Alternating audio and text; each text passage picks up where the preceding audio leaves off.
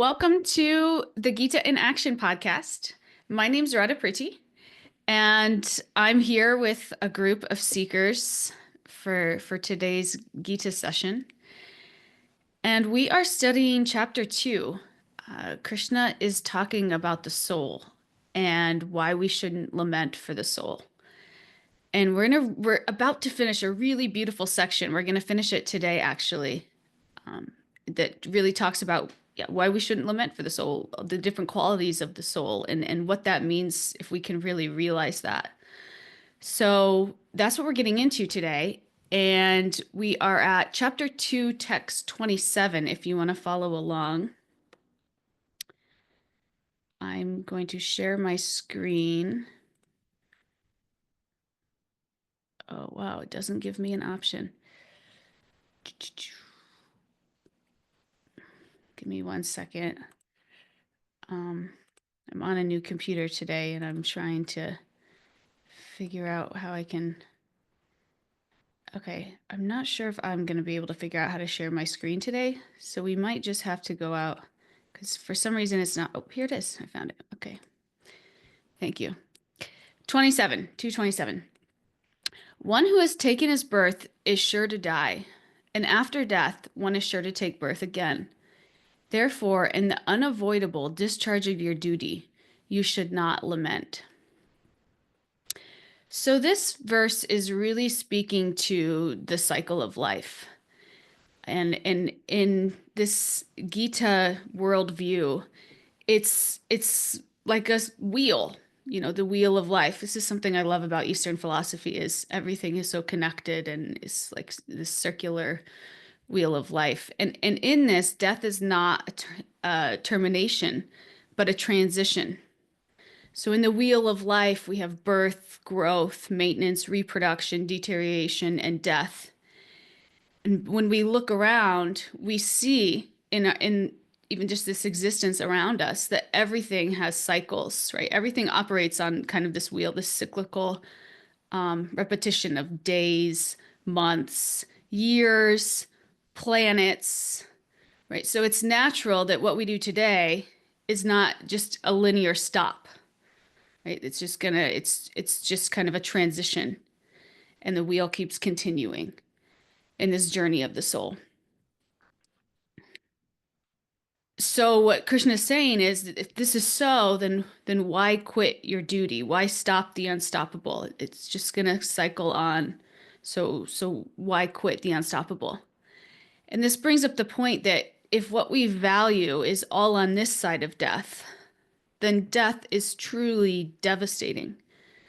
But if what we really value is relationship with divinity, then we won't be scared because we understand that we're actually an eternal soul, and an eternal soul will just again go around again in this cycle and in pursuit of this relationship with divinity.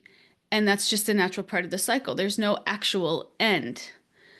So from a material perspective, death is devastation. But from the spiritual perspective, it's maybe just a little inconvenience, this restarting again. And the degree of negative emotions associated with this is substantially reduced when we can have this broader vision, this broader vision of the life of the soul. Again, we're so used to being inside of this body and seeing everything as being temporary, including this life. And because we are so engrossed in that, and our consciousness is so absorbed in this life, it's terrifying for us that it's going to end. Right? But if we could kind of turn some of that consciousness to really identifying as a soul, then we know that it's actually not going to end. It's eternal. And in that way, it's much less, it takes away a lot of the fear associated with that. So Krishna's perspective is giving knowledge about the soul. It's not to foster a hard-heartedness. He's not saying the soul is eternal and the body is temporary. So there's nothing wrong in killing people. It doesn't matter because it's just going to go on.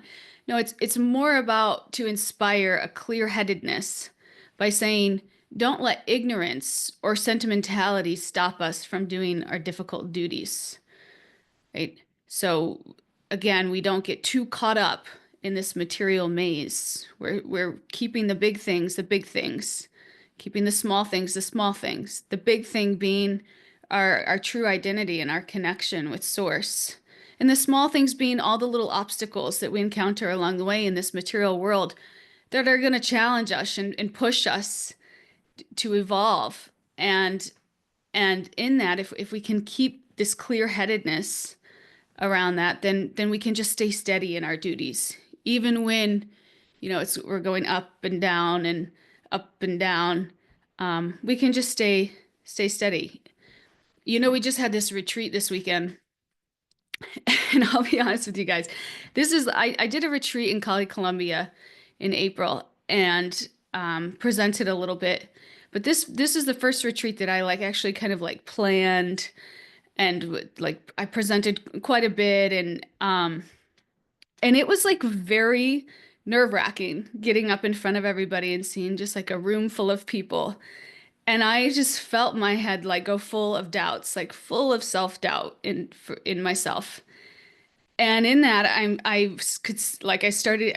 It was easy to lose clarity. Like I could see that even happening when I was talking. Sometimes it was like my clarity was gone because it was so like nerve-wracking. And it was really like humbling experience for me because I'm generally a pretty confident person and like, like I walked into this retreat like, oh, I could do this. And I was like, whoa, that is really difficult. But basically, I could see my ego getting involved, and it's so difficult in that moment not to get consumed by that, not to get consumed by those feelings of self-doubt, not to start making yourself the center and what it means about you and what you are and what you aren't good at. And then what to speak afterwards. I had to come back, and say, okay, even if, things maybe weren't exactly the way that I had planned it, I'm going to keep going. I'm going to keep going in my duty because this is my duty. This is part of my dharma is to teach these things. And that was actually pretty confronting.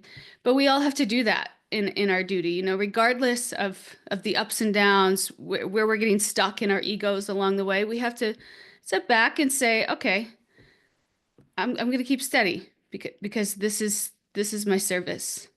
And whatever that is, if you're a mother and I haven't had my child yet, but if you're having really tough times as a mother and, a mother can't just say, okay, well, I'm gonna quit doing this.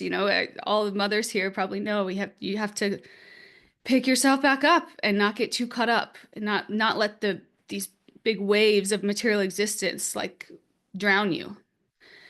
And so having this knowledge of the soul, this can do this. Again, just knowing, having this higher purpose of why we're here and why we're doing this, and that not making it about ourselves, right? Making it more about our commitment to the purpose and the Dharma.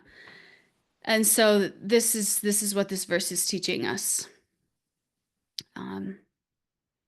We can move on to the next one. Does anyone want to say anything to that? Trevor, please. One, I just want to say you did amazing. That experience was just 100% magical. I couldn't even put into words how awesome that was in so many ways. You did great. And it it's really easy to like have an idea or have your intention set on what you want to happen, but being engaged in the soul purification process, it's like it triggers a lot of stuff when you're going through it, making it happen. It's like it stirs a lot of stuff up inside of you, and we're like, oh yeah, we're in a deep cleaning right now, so it's hard to like push that aside whenever your emotions are going wild and whatnot. But yeah, you did a good job reminding yourself of this is my dharma. That's something I got to do. I got to overcome these emotions and whatnot, and just do my thing and trust the process. I think that's the key, is trust in the process. Because even before going there, you see all the adversities come up for everyone. It's all internally and externally. There's going to be stuff that arises that we just have to push through, and just the more you get engulfed in the process and notice these patterns, the easier it gets. Yeah. Oh, thank you for that reminder. Thank you for everything. Nicole, please share with us. Hare Krishna, I have a question really. Over the past week or so, I've been reading the purports to these verses, and a theme that keeps, like a question that keeps coming up in my head is like, Arjuna is put in this like really, like he has a really big decision to make. And I'm thinking like we all have big decisions to make, but then I always go back to like the difference between me and Arjuna is that Arjuna is a pure devotee and he has Krishna in his chariot telling him what is right and what is wrong. So how can we use what is being taught here in our lives when we're not yet pure devotees, and I don't always know what's right and what's wrong. I don't have Krishna. I don't have like I haven't developed the ability yet to like listen to that voice in my heart that, you know. Yeah. No, that's an excellent question because yeah, God is in our heart and that's what we're teaching here is trying to learn how to turn. But yeah, how do we know what is God in our heart and what is actually our material conditioning pulling us? And in the Sastra, it teaches we have three things: guru, sadhu, sastra. So we have a guru, we have a spiritual teacher, a guide who's done this before, who's walked the path before us, and who we can bounce things off of. You know, when I was going through this, Veda, my friend Veda was there and I was talking to him about it. And he was doing that for me. And it's so helpful because you get this perspective outside of yourself and from somebody that has walked it before and been there before and knows you and knows your strengths and weaknesses and your vulnerabilities and your psychology and can kind of coach you in that way. And then we have the sastra, which is what we're doing now. And it's always good also to have a guide through the sastra to make sure that there's not any misinterpretations because it's so easy because this stuff can be so esoteric. So it's very easy to misinterpret it. So we want to have a guide that is studies and is representing that on behalf of parampara in disciplic succession, meaning like from disciplic succession means that from when Krishna spoke it, you know, Krishna was the guru to Arjuna, and then it would just go down, you know, in that then the next person would teach a student, and the next person it would be passed down in that way, so that the knowledge it wouldn't lose any integrity along the way. And then sadhus, again, like these friends, like people that again can the wise people that can guide us. So we want to have that. That was actually probably more Veda. I have a guru. Veda would probably be more like a sadhu. But so this is so why this association is so important. I mean, the underlining thing in all of that is community, having this community that can support us and that knows us and loves us and can advise us in that way. And that's what Arjuna did ultimately. You know, he was talking to Krishna was his friend right next to him and he got to that point where he was humble enough to surrender and say, I don't know what to do. I don't know. I'm bewildered. Please instruct me. And that's what we have to do. And when we're going through these difficult things. And I do that. You know, I'm fortunate enough that I could call my guru and say, okay, I'm faced with these two things. Which way should I go, or what should I do? And he can advise me like that. But if you can't talk to your guru, that's why we have, you know, these higher guides, these like Veda, like a teachers that have walked the path and can teach you. Does that make sense? Yeah, thank you. Katie, would you like to add to that? Thanks. Yes, my thoughts were going in a similar way. Firstly, in April, like Trevor was saying, like, thank you so much. It was amazing. You did a lot. Like you really were, you know, it was so great. And the parts you presented and the classes and the whole overall, like you did a lot of work and it was really appreciated. And it wasn't, you're like, oh, I just led a small part, like, you know, so thank you. And a couple things, I like how like talking about, you know, this starting again in the cycle of material birth and death is more like a minor inconvenience, and trying to kind of like extrapolate that to hardships in our life, you know. um I had a particularly frustrating week at work, and my work week ends on Sunday night, you know. So and it was just so nice to hear like, huh, maybe these things that seemed like so distressing and like ridiculous are can I feel and see them more as a minor inconvenience, you know. I mean, really, how much, if I can remember that, how much are they really affecting my ultimate goal and practice, you know. So that was really helpful. Like, okay, minor inconvenience, minor inconvenience. I'm gonna try Yeah. that. And the difference, what's interesting is the difference between a minor inconvenience and a major inconvenience, or, you know, a major abrupt stop, is all exist in your mind, right? It's not even like if you choose to see it as something catastrophic, it will be, and then it'll manifest the right, that, you know, your next actions and your next behavior. Maybe you'll Yeah. give up. Maybe you'll, you know, show up in a frustrated, angry mood that then propagates that kind of energy. And Yeah. so, Yeah. And then also in thinking about how Krishna's right in the chariot. And I mean, sometimes when I'm kind of struggling, I sort of almost hear like Krishna, like, I'm right here. I'm right here, you know, which is nice. And then with nervousness or anxiety, especially with like leading kirtan, and that's, you know, I'm doing that a little bit more in the temple, which is kind of new for me, or is new for me.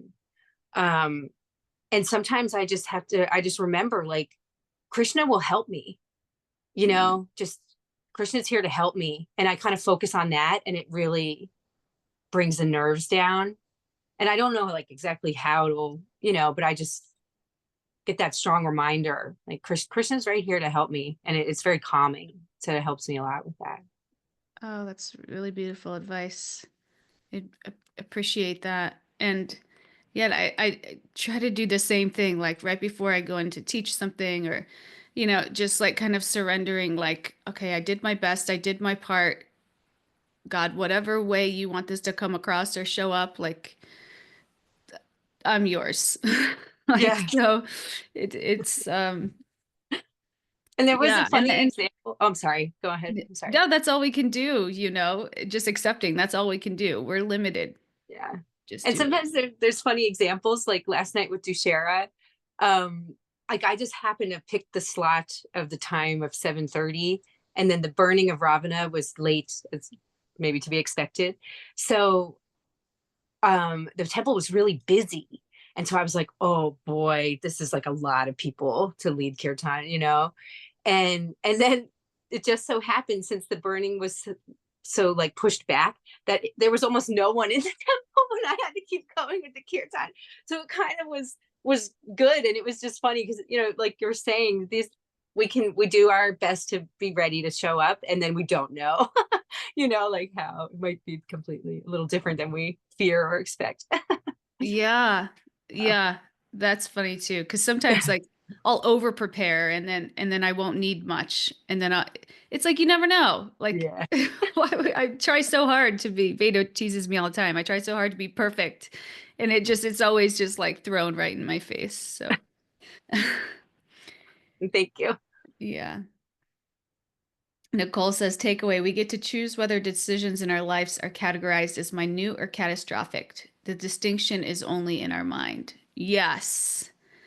And that is it. And I went through that reel this weekend when I got home, especially, you know, I'm always somehow I'm always presenting with these like, you know, teachers that have been doing it forever. And it's so intimidating. And it's like sometimes I'm like, okay, I'm never gonna be this good. Should I just quit? And I'm like, okay, I can't just quit. I just keep going. Just keep steady. As long as somebody's getting something out of it, just keep steady. But it's these games we play with ourselves. It's kind of ridiculous, right? Anandini, please share. Oh, no, sorry. She just joined us. She's not, her hand's not up. Okay. Welcome, Anandini. Good to see you. Okay, should we go to the next one?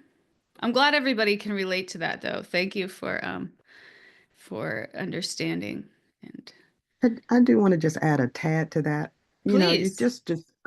you just described so beautifully the process of surrender.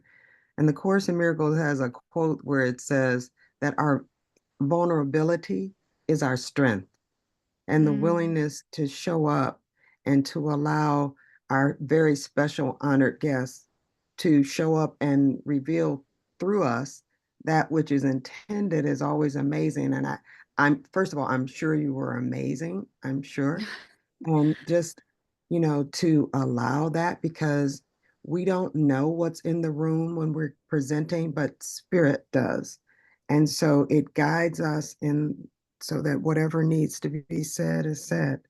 So your vulnerability, I'm sure, was beautiful and radiant and made sure it was clear for everyone. Mm. I appreciate you. Appreciate you all. Appreciate you. And I really did just share just to be relatable, not to get accolades from you guys as sweet as you are. I was actually like, okay, I should just share this and maybe somebody can relate and it'll help somebody else. Then maybe it's worth Mhm. something. But thank you all. You're so kind. Lovely. Go to 28.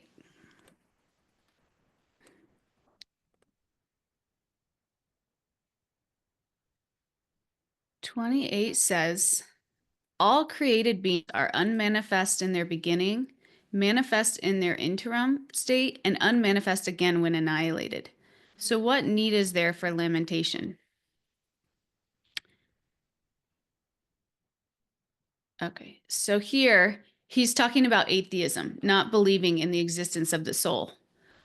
So it's if pre-birth everything is chemicals and is unmanifest, then it manifests. Then post-birth, if it becomes chemicals again and is unmanifest, then why lament? That's basically just kind of going through like the view of if we don't believe in a soul, then we just believe that we're a bag of chemicals. So then it's just that cycle of, matter. Why even lament? According to conservation of energy, nothing is lost, right? So Krishna's just kind of challenging now, like an alternate view, saying if nothing is spiritual and everything is a mere chemical change, why lament? And he's checkmating alternative worldviews. That's what he's doing. So if we accept the Gita worldview that there is a soul and that material bodies are perishable in due course of time, but the soul is eternal, then we always remember that the body is like a dress. So why lament the changing of a dress? The material body has no factual existence in relation to the eternal soul. It's like a dream. So we may think that we're doing this or that, but then we wake up and we realize reality. This is material existence. So when you kind of juxtapose them like that, it's like we kind of have a mini version of that when we dream. We sometimes we get so engrossed in our dreams, like if we're experiencing something really fearful, we feel it in our body and we wake up or we scream or these things are real. They're real experiences, but that doesn't mean that they're real in the context of our conception of reality. And so here it becomes very obvious that if we're so engrossed in our conception of reality here, we're in this dream, but we think that this dream is all there is, to the point where we're just getting so carried away by all these waves of material distress and happiness and so caught up in our emotions and running away from our duties because we think that all of this is real. And it's like, no, there's this, it's not. It's just temporary. It's going to be gone in the cycle of life, right? It's going to be gone. But what is real is the eternal journey of the soul. And so that's why we have to have this perspective. Like, yeah, okay, we'll get emotional. We'll have the experiences, but don't lean into them too much. Don't abandon your duty in the name of them because it's just you're just gonna have you're gonna wake up, so continue going. So that's 28. Now we're getting to a really amazing verse that we're going to talk about for probably the rest of class, actually. And this is kind of the last verse in this section about the soul. that talks about it in this regard. Does anybody want to say anything before we move on? Okay. 29. Some look on the soul as amazing. Some describe him as amazing. And some hear of him as amazing, while others, even after hearing about him, cannot understand him at all. So that's why this verse is amazing. So here, it's kind of a poetic description playing with the word amazing. But he's talking about 4 different conceptions, visions of the soul. And it's kind of like a ladder in terms of our spiritual evolution. So if we start with people that are oblivious of the soul, it's incomprehensible. It can't even grasp that the souls exist. This is like, atheists, like that we're just a bag of chemicals. This is like materialist, actually. Maybe we shouldn't say atheist, maybe materialist, just a bag of chemicals. Then when people start, on a spiritual path, they start looking for information.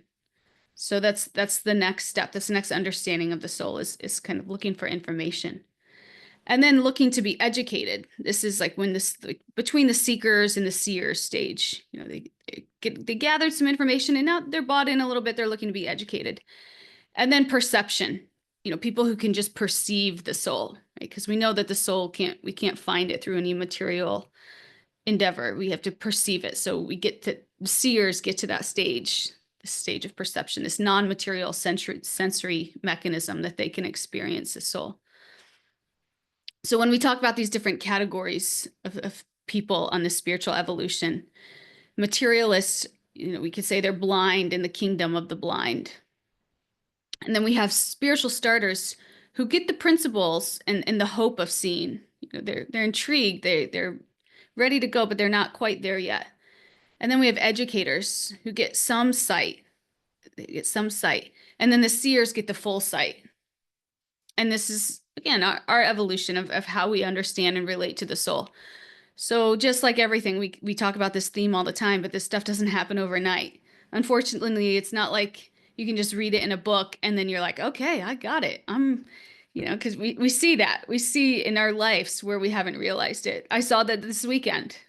It was like, that was super confronting. Like, wow, I really have not realized this stuff. And I study it all day. So we have to be patient with ourselves as we're reading and immersing and seeking association and doing all of the things, understanding that it's a process and that's just part of it. So when we talk about, again, the different steps, 4 steps, the first is incomprehensible, the materialist. It's like invisible. Our body sensations equals our sensations. And this is like if you take a yoga class at a yoga studio, they try to teach you to just experience the sensation without putting a judgment on it. Just experience it. Because materialists get overly identified in their bodily sensations. Whatever they're feeling, all of their energy, all of their consciousness, all of their emotion goes to that. And then the next thing you know, you're reacting based off of that. So that's kind of the practice, right? This kind of being able to take a step away from that. And even if you don't believe in God, even if doing that is useful, if you can connect to a higher purpose, like, okay, I recognize that when I get carried away by my emotions, I turn into a crazy person and that doesn't make me feel good. So I want to have a higher purpose of just having a peaceful mind, and that's great. That can work too in that way. Information, the next stage, fresh meaning and purpose, understanding that this present house is temporary. That's kind of where you're getting there. And then when you get to the stage of education, where you're kind of in that seeker-seer stage, you're experiencing so much fulfillment that was missing before. So first you just are identifying all your sensations with your body. And then you recognize, what, I think I can find a higher meaning and purpose. And then you get to the stage where you're like, wow, I'm so fulfilled in ways I've never been. And then when you get up to the perception, to where you have this full experience of the soul, it's like, it's amazing. That's like the ultimate, where you can just perceive it. You realize the soul on that level through these spiritual realizations, and you realize it. It's like a big whale and a tiny microbe are both animated by similar souls, and that's amazing. So those are kind of the steps that this verse is talking about as we start to understand the soul. So one thing here in this verse that kind of brings up for us is that it's more important to understand what we observe,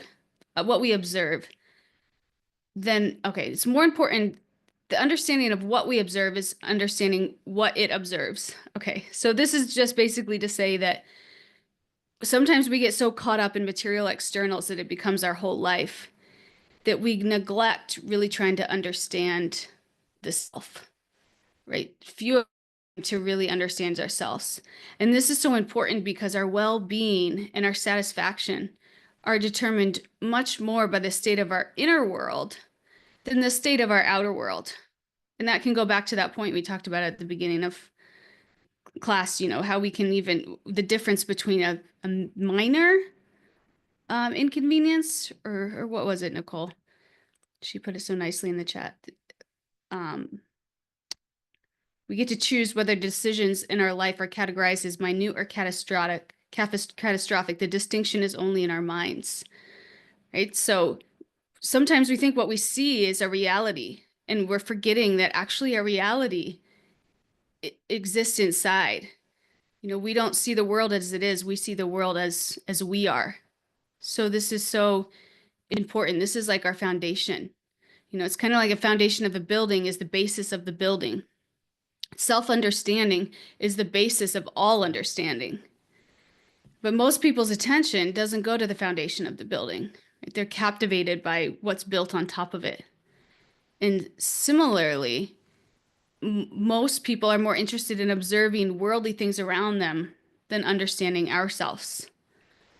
And the problem with this is that when the earthquake appears, when we have those moments, the stability of the building is determined not by its superstructure, but by its foundation. So if we don't have a solid foundation, we're going to crumble. And that's what happens. When a quake of adversity occurs in our lives, our stability is determined not by how well we understand the world, but how well we understand ourselves. And this is similar to Arjuna's experience. When he's faced with such a quake, when he's confronted with a difficult situation, the war, and he's confused, Krishna helped him by speaking the Gita and explaining how the war could destroy the self. Because at our cores, we are eternal souls. We're meant to pursue spiritual evolution through life's ups and downs. And just as understanding what we observe has empowered us externally, understanding what it is that observes can empower us internally. And that's where the real strength comes from. So Trevor, did you want to add to that? Yeah, sure. It reminded me of the story of the bamboo. I don't know if anyone's ever heard it, but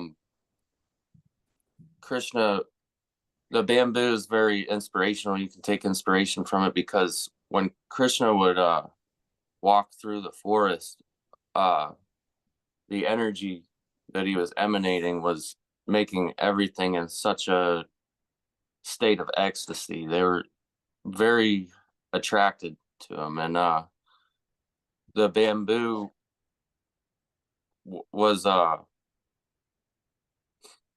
approached by Krishna, and he asked him about the process and whatnot, and he's like, and Krishna's like, because the process can be very brutal. We're going through all this and we want the best for ourselves, but there's a lot of effort we got to put in. There's a lot of lower vibrations and material contamination we got to clean out of our heart and soul and our minds.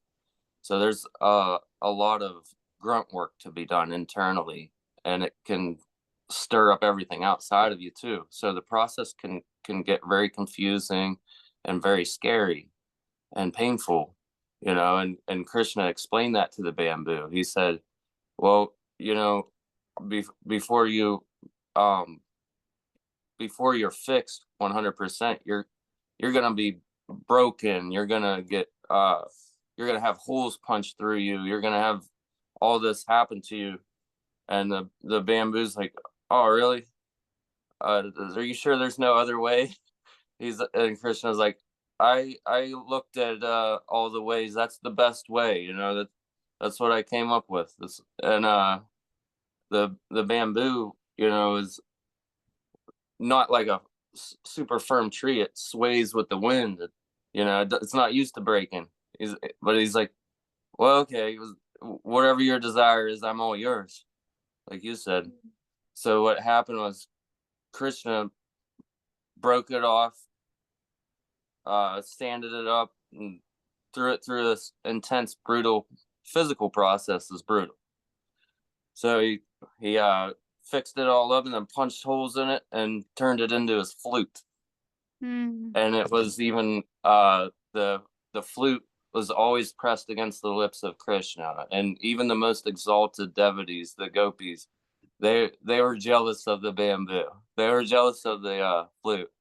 But it's just a good story that reminded me of how to trust the process and know it's not going to be all smooth sailing. But even if you're not engaged in the process, then it's definitely not going to be smooth sailing either. But it's like, choose your heart. You could either go at God's will or but yeah, that story really helped me out. Thank you for sharing. That's beautiful. Thanks for listening. So if we go back to some of the concepts that we talked about earlier in this verse, or earlier in some of these verses in chapter 2, when we talked about how the body is important and it's a vital resource, but it's not our sole identity. We talked about how in our bodies we develop ego conception, this conception of who we are. And from that, our behaviors are governed by underlining fears. And if you guys remember the theory of Enneagram, this is just one of the many theories that says that we all have 9 core fears and that each person exhibits 1 to 2 of them prominently, and then other fears there also.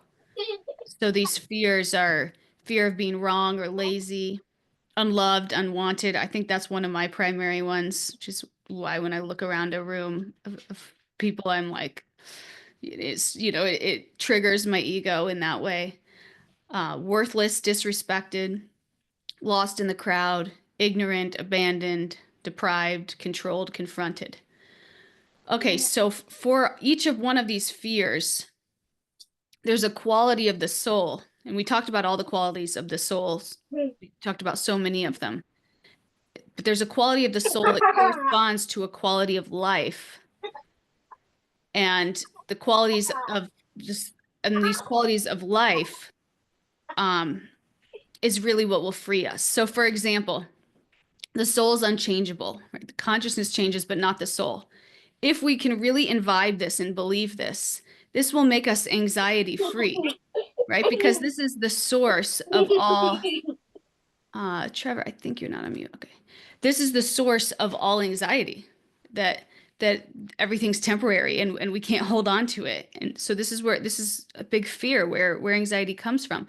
But if we really understand that we're the soul and we're eternal, that's our true identity. And we understand that it's unchangeable. And therefore, there's no anxiety. Why would there be any anxiety around that?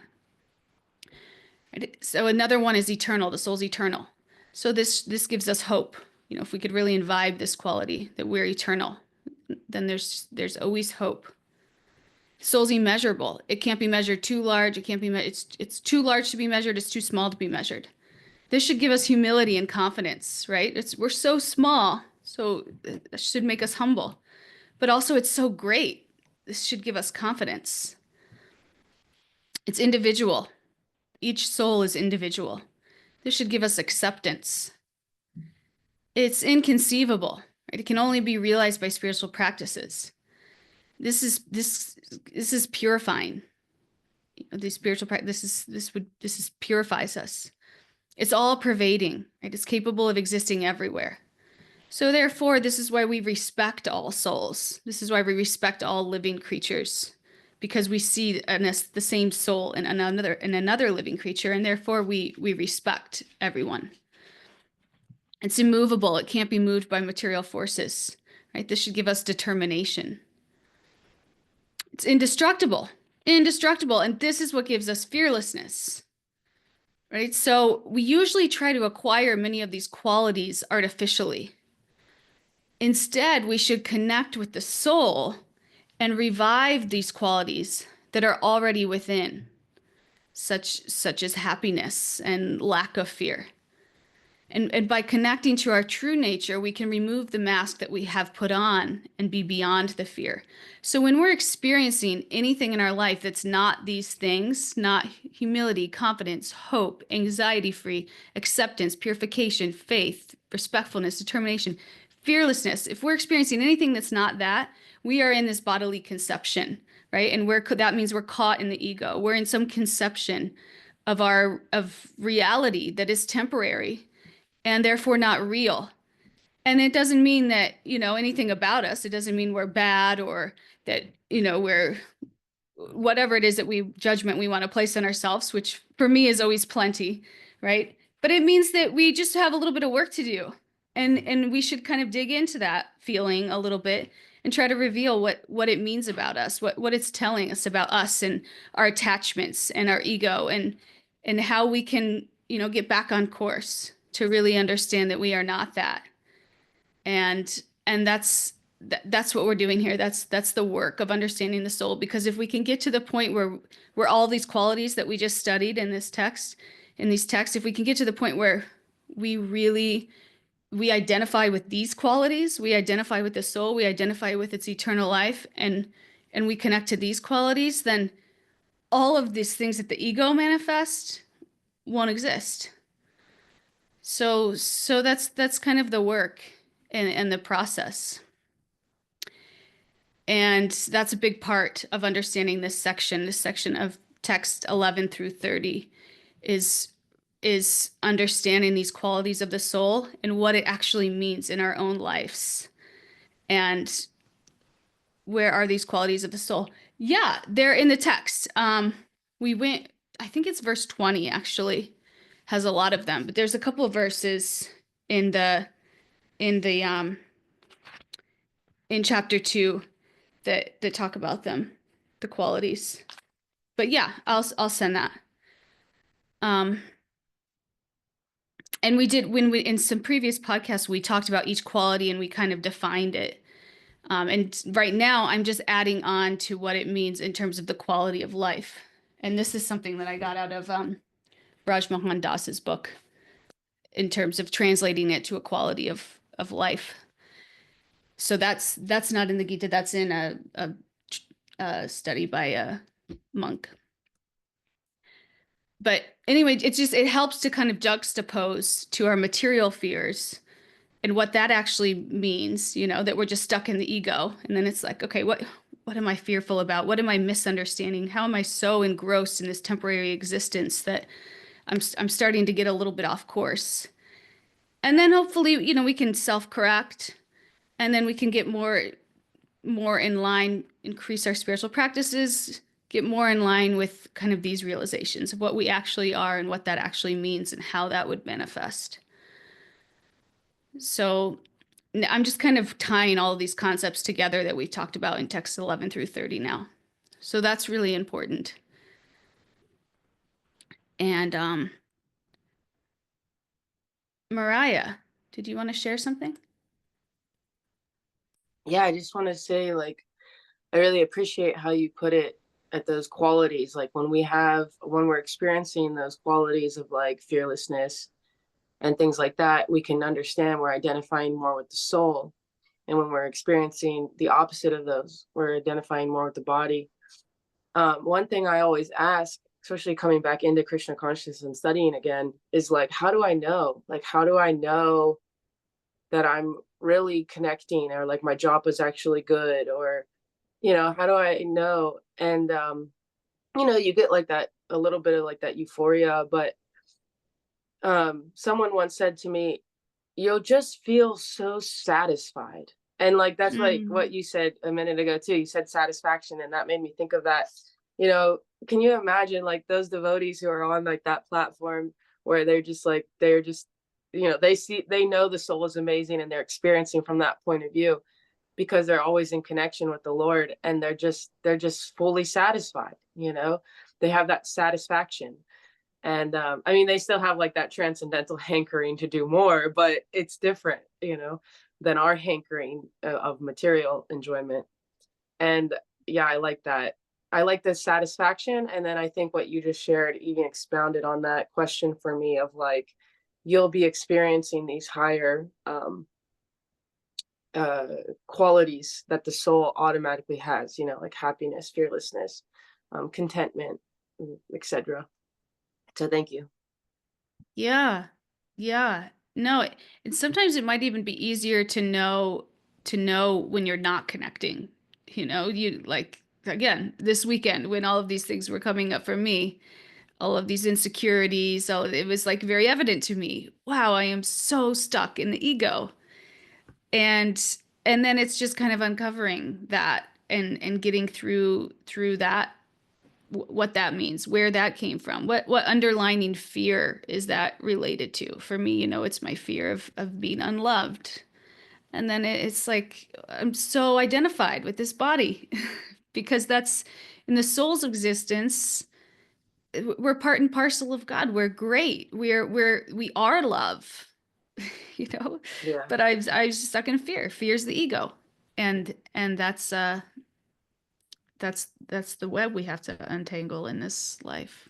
So But that's like the polishing, you know, like that's the Krishna making his flute, like Trevor said.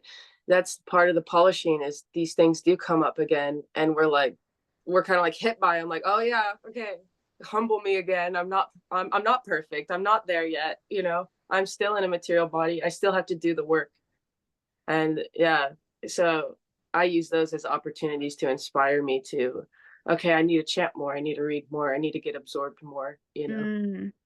And I love that too. Yeah, if we can use these, if we can almost like welcome these feelings, like, oh wow, I'm glad that showed up because now I know that it exists inside of me and that it needs to be confronted and addressed. You know, if we can have that kind of attitude around it, like, okay, because that's really the only way that it's ever going to dissipate, that we're ever going to, you know, break through those conceptions. Because whether or not we want to admit it, they're there. And if we can't welcome them with kind of like loving compassion, as we would a child, you know, as we would a child, like, how are we ever going to grow and evolve? And Right. that I think would be like the biggest win for me. You know, it's like, okay, they're gonna come. I'm not, that's the ego is gonna be there. I'm gonna see it. But can I really allow myself to see it and not only see it, but really embrace it and know that it isn't me. It isn't me. It's just illusion, this illusion. And my challenge in this life is to overcome that. So if I can do that with compassion and love, and like you said, yeah, in the deepening of my spiritual practices, that's the only way to get through it. I think every time it comes up for me, it's a process. It's like I'm uncomfortable and I'm like, what is this? And then had to like, you know, have all these emotions around it. And then eventually I calm down and I get to the point where I'm like, okay, remember. And then I remember, oh yeah, this is just dirt coming up. I'm not in this right now. This is just something coming up. Okay. And then I'm like, then I can get to the point of like, okay, I'm grateful for this. Okay, what is this teaching me? You know, but it definitely, it's its own process each time. So I think eventually we all get to that. Well, maybe not everyone, but you know, if eventually you can get to that point where you're like applying what you're reading, of, you know, making it a minor thing, offering gratitude to it, of like, what is this teaching me? And then getting to the point of like, you know, okay, I need to integrate and deepen my practice. So it's a process for sure, every time. Yeah. Thank you for sharing. Nicole Thank says, you. notice and embrace the ego to detach from it. I love that. We should all practice that this week. Like when we feel the ego, just like give it a big hug, like you would a child who just needs to be seen and heard, and just let it out, and then deal with it. So nice. Okay, so the last thing that Prabhupada wants us to understand about the soul, he wants us to understand these qualities. He wants us to understand that we need to have this broader perspective, not get too engrossed in material activities, and really keep the soul, keep the main thing the main thing. And the last thing is understanding the relationship between the super soul and the soul in the heart. Because sometimes the super soul, God in the heart, is situated with the soul, and the soul is individual to every living being. It's part and parcel of the supreme, like sparks in a fire. And so these two birds exist inside of our hearts. And the soul has the option to turn away from God in the heart and pursue these material sense gratifications, or to shine its consciousness on spiritual activities, and to increase that relationship with super soul, with God in the heart. And that's a relationship dynamic. And again, the work that we're doing in this life, and understanding that both of those exist in the heart, and the relationship between them, and that really that's up to us, is a really important part of spiritual life. And in the meantime, while we're trying to get there, and I love Nicole's question for this, really make sure we're relying on our spiritual teachers and sastra, and people that have walked the path before us, and are more perhaps realized or learned and understand us and love us and can instruct us. So these are the goals. Understand the wonders of the individual atomic spark of spirit. This is so difficult because of the gross conception of material life. We can't understand how a small particle can be both so big and so great and small. But this is our work. Understand the wonders of the individual atomic spirit of spark of spirit. 2, become disillusioned by material energy and pursuit of sense gratification, so that we can understand the question of self-understanding. Even though without this self-understanding, all activities result in ultimate defeat, the struggle for existence. So stop seeking material solutions to material problems. We want to seek spiritual solutions to material problems. That's what we're trying to do here. That's really what this point is. And then the last is understand super soul and atomic soul, and the difference between the two, and the relationship between the two. Understand that the soul is like a flashlight. The consciousness comes out of that flashlight, and wherever we shine that consciousness is what's going to impact our soul. So we do that with a high level of discernment. So that was the recap. And next time we'll start going into a different section. But these verses 11 through 30 really talk about the soul and the qualities and relationships, and those are the points. So that's all I have. Does anybody want to share anything?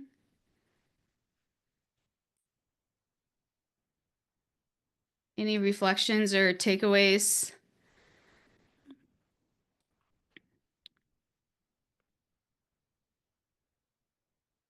Oh, Trevor, your hand's up. Do you want to share something?